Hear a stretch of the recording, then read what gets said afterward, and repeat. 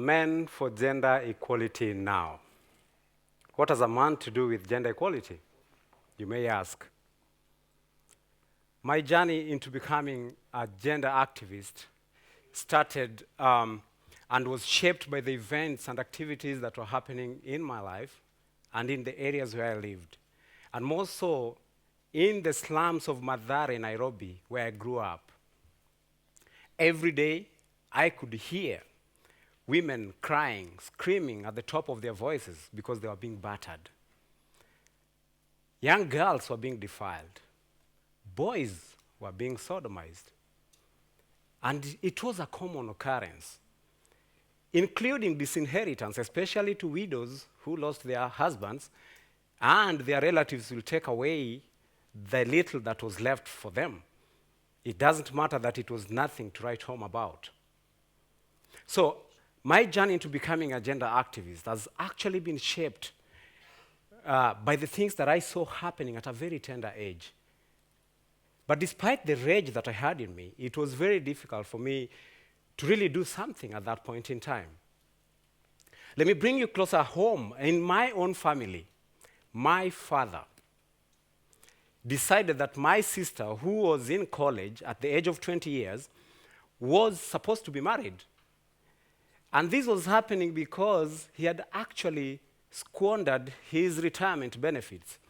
And therefore he thought, by marrying off my sister, he will get more money to sustain his lifestyle.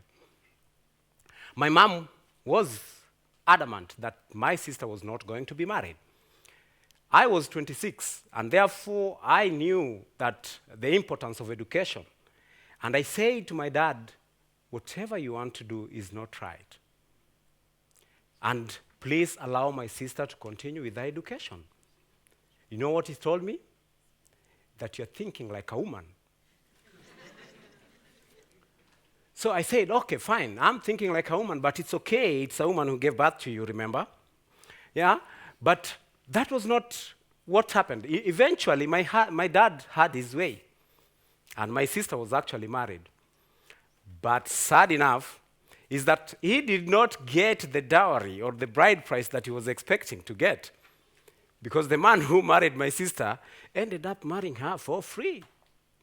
I would say so. But as we moved forward, my dad actually disowned me on the basis of the fact that I was not thinking as a man, because I sided with my mother. Now, I had studied sociology and gender development, but it was not until one time when I received a phone call from a colleague that we had worked with during the Kenyan's constitutional review process, and he called me to attend a gender workshop.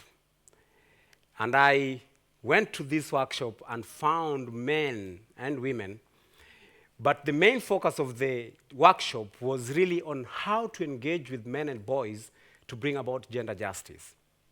Wow. I was at the right place at the right time.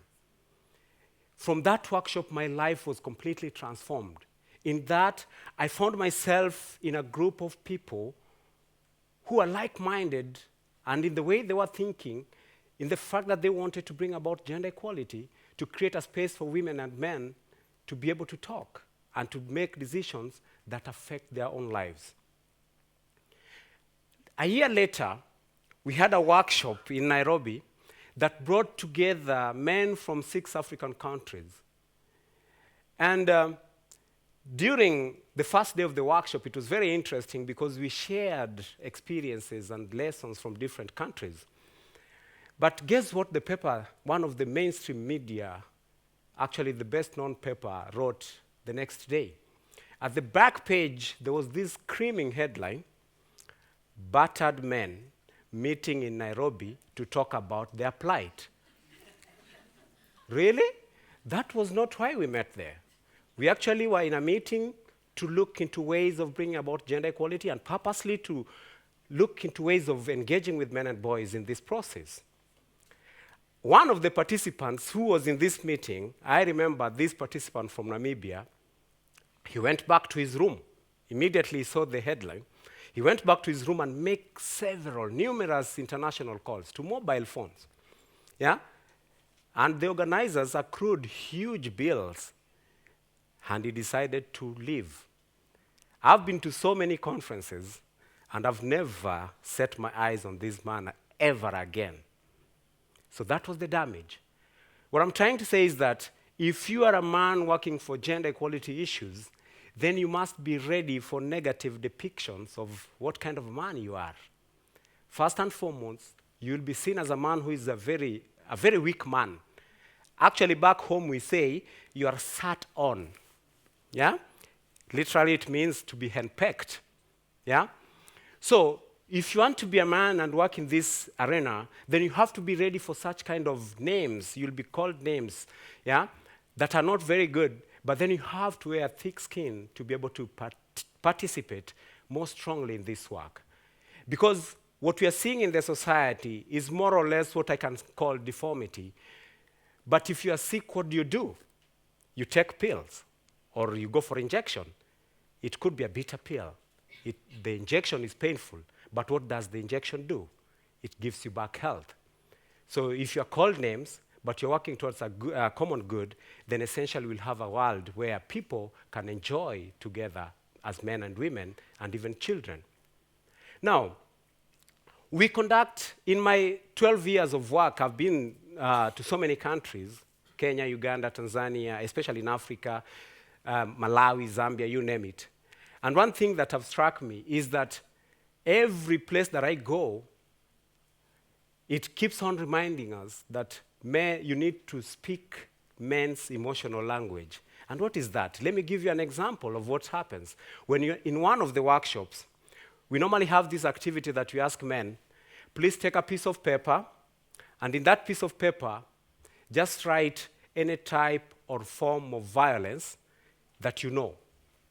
Then we want you to walk in the four corners of this room and post that at a place where you think the person in that corner deserves that form or type of violence. So in the four corners, we have daughter, sister, mother, and the wife. So the men will write in those pieces of paper, and they will say, okay, maybe, let me say, rape, or battery, or defilement. And then they'll walk across the room. To the mother, no, she gave birth to me.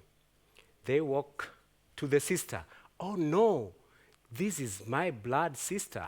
It cannot happen to her. They go to the daughter, my, oh my, this one is my flesh and blood.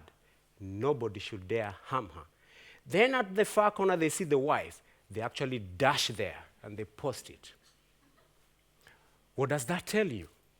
It says that men have a different idea of who the wives are to them. Yeah? They do not consider that that wife is somebody's sister, somebody's daughter, actually the mother to their sister, the mother to her daughter, his daughter. And they don't even care that they chose that particular woman to be their wife and to be part of their life, you know? So, after clarifying how important the woman is to them, the men will go, oh my God, I did not realize what I was doing. In 2014, we had a serious phenomenon happening in Kenya, where women were being stripped naked in public spaces, even in the public transport buses, And the key thing that was happening is that people will capture videos of these women being assaulted, and they will post it in the social media. But you will not see the faces of the perpetrators of these forms of violence. So what we did was to organize a campaign that was called My Dress, My Choice.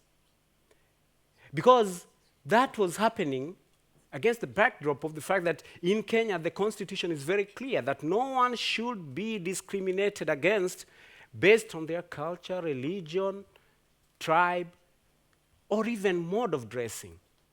But nobody was taking action. So it was incumbent upon those of us in the movement, especially men, to join hands with the women and take to the streets and say no to that violence. Because the people who are doing that had to be held accountable. So what it says is that men have power to bring about change by talking to other men. And we need to do this. I am a father. I have a son who is 8 years old. I have a daughter who is 1 year old. I want to constantly work to create a society where they can thrive to realize their full potential. And that world is a world where women and men will work together, respecting each other, to bring about transformation. An equal world is possible. Thank you.